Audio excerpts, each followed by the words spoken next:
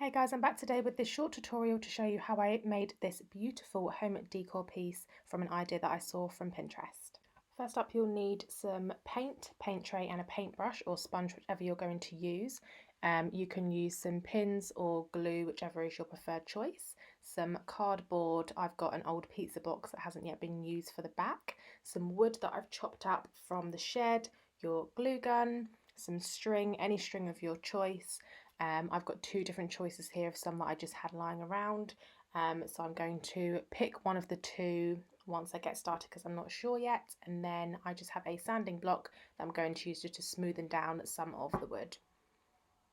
You also just want to make sure that you've got some extra materials lying around, so I do have a lot of glue sticks handy there, just in case something does go wrong. And then I'm just going to be using the ends of some roses. They're just artificial ones that I had in a craft box, and they weren't going anywhere, so I'm using them for this, and of course a cup of tea. So next up I'm going to have a little play around with the wood pieces that I've cut up as well, because I am actually making two of these, one larger one and one slightly smaller one as a birthday gift. So I'm just going to have a play around here with what sort of direction I want the wood to go in. The small plank at the bottom will be used kind of as a shelf, if you like. I'm just really having a play around with the sizes really, and I'm only using a pizza box because this is the only backing that I had. Of course you can literally pick any sort of backing that you want, but I'm just going to use this just to secure the wood pieces together. And then just with the sander, I'm just going to quite lightly sand it down. It doesn't have to be perfectly smooth. I'm just doing it just so that it's not as rugged, if you like. And even though I don't want it to be completely smooth, I do want it to still look like wood. So I'm sort of it looks like I'm sanding down quite a bit, but I'm doing it quite lightly. It's not as hard as it looks because I do want it to still have kind of a rough looking feel. I kind of don't really know what I was going for at this point. I know I just didn't want it to look plastic. Now I couldn't really decide how I wanted the base to be, whether I wanted it like a step or completely rectangular, so I just had a bit of a play around with it, kind of made it a bit more fun. I'm trying to imagine the vision that I had for it being on the wall or on the side, but after a couple of play arounds I finally decided what kind of shape I wanted to go for. I also decided to go for glue instead of hammering the nails in the back of it. I think I probably would have done this differently if I was using something other than cardboard. I have actually used this glue on another upcycle that I did recently, so I knew that I could rely on this product. I've used the technique of applying glue to one piece of wood, and while that kind of dries a little bit before sticking it to the cardboard, applying it to the next piece, and then just firmly sticking that down. If you've got weights and stuff to hold it down, great, while you move on to the next plank or piece of wood, but I didn't, so I ended up just using a hammer and just resting it on there. I get quite impatient with things like this, and waiting for things to dry, so I try to think of the quickest way possible, but also trying to do it in the correct way.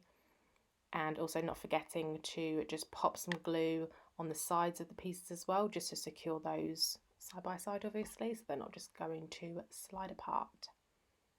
So the glue I'm using is just a standard fabric glue. You can use any super glue that you want to. You can even just use nails to put it together. It's completely your choice. This is just making this from products that I already had lying around the flat, and basically just made it out of bits and bobs really.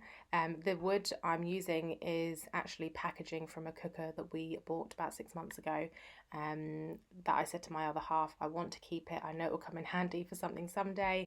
Now I would recommend measuring out and leveling this before you stick it down or as you're sticking it down, just to make sure that if you are going to put it on a shelf or windowsill or stand it up somewhere, that it will stand up straight. My intention of this is to go on the wall, so I wasn't too bothered about it, and it was more trial and error, but definitely if it is something that you are going to be standing up on a surface, measure it, put some markings down, and just to make sure that it stands up straight.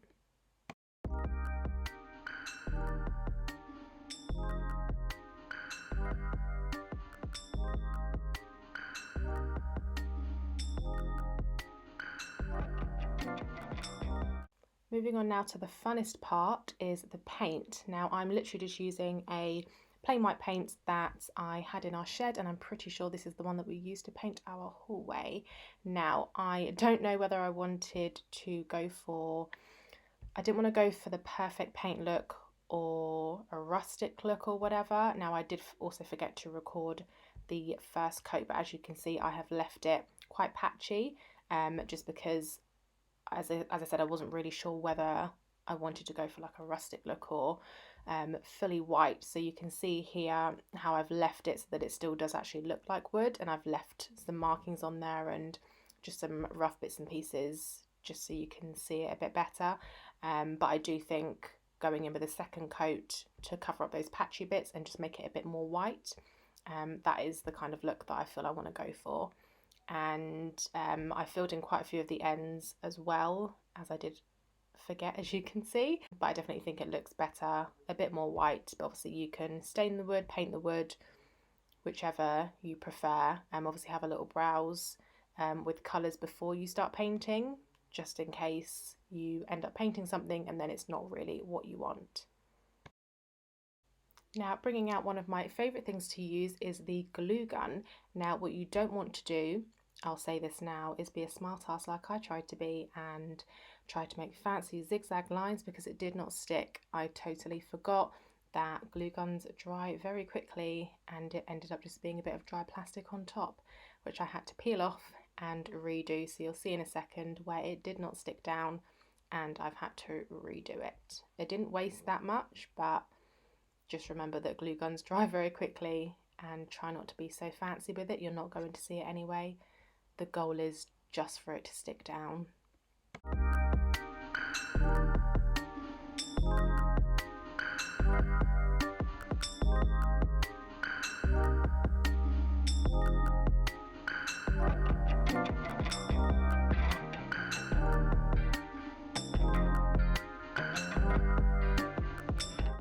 So once you've got the correct amount of glue on there, obviously you can top it up around the edges, which is what you'll see me do in a second. Just at the bottom, I wasn't convinced it was completely secure, so I have just done a light strip of glue at the bottom of this shelf piece on there, just to make sure it doesn't fall off while it's on the shelf or hanging on the wall. So literally just the finest line of glue here.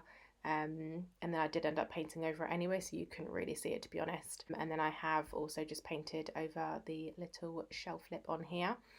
You'll see I did also add another strip to the base of mine, just because I didn't want the shelf overhang in the end. So I did decide to fill it out so that the little plank at the bottom there goes either side.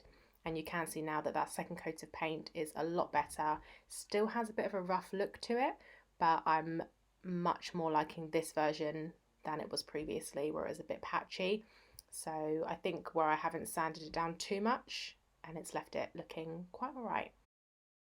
So now for the flower arrangement. Now I kept referring back to the pictures that I looked at on Pinterest. I haven't watched any how-to videos. I thought again I would just wing it and rearrange them over and over again, as you can see, until I start to glue them down, which they did move around again anyway, but it's just really to get a feel for how you want the finished side to look. Also, you can see at this point if your flowers are too big for the board, and this would be the time to change them before you actually start to stick them down. You obviously can fix it afterwards, but these are the ones that I did want to go for.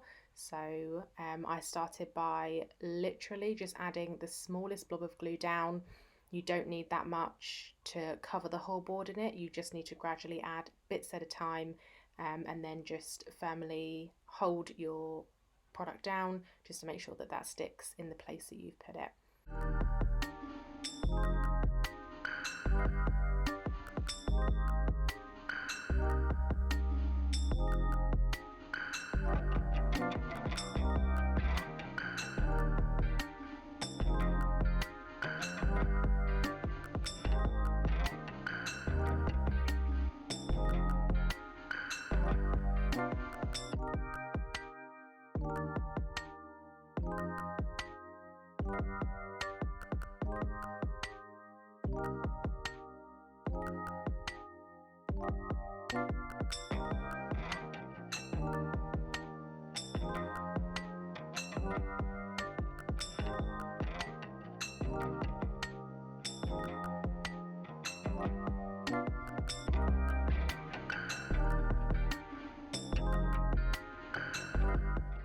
So now ready to stick down your string vase. Now, because I'm using quite thin string, you're not going to want to blob the glue on again, just like you haven't done with the flowers, or you wouldn't have done with the flowers. You just want to gradually add small amounts on and then just firmly place this string over the top just to make sure that's secured down.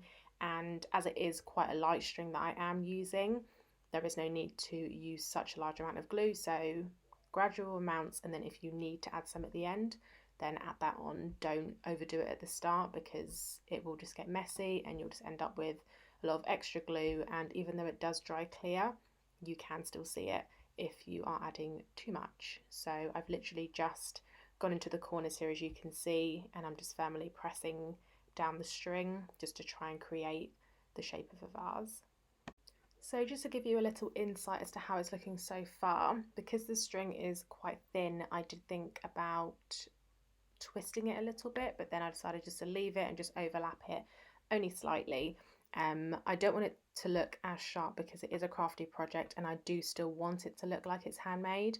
So I'm kind of not making the vase section of this perfect. I'm just leaving it almost a little bit loose. So as I didn't want to leave the top of the vase open like that, I've created the rim of how a vase would look. So trying to almost make it look 3D, I think, just so that it doesn't just end at two stringy bits along the top there.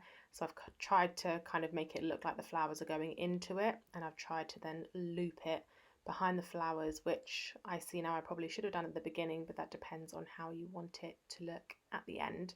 It didn't come out too badly, and then I also wanted to do a bow on there just that it looked like one of those vases where you've got string that's just tied up and styled at the end.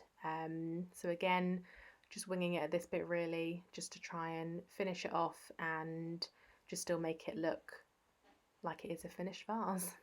So you can already have your full shape cut out before the end of the project, but the last thing you now need to do if you've copied this tutorial is to cut out your piece. I'm just using a Stanley knife here, and then after that you are pretty much done. So this project is now finished. I'm so happy with the end result. This is going to be sitting in our living room, either on a shelf or staying on the windowsill, as you can see here. I hope you did enjoy this tutorial as much as I did making the project, and good old Pinterest for the inspiration. If you would like to see more videos, guys, please give the video a thumbs up and subscribe, and I'll see you on the next one.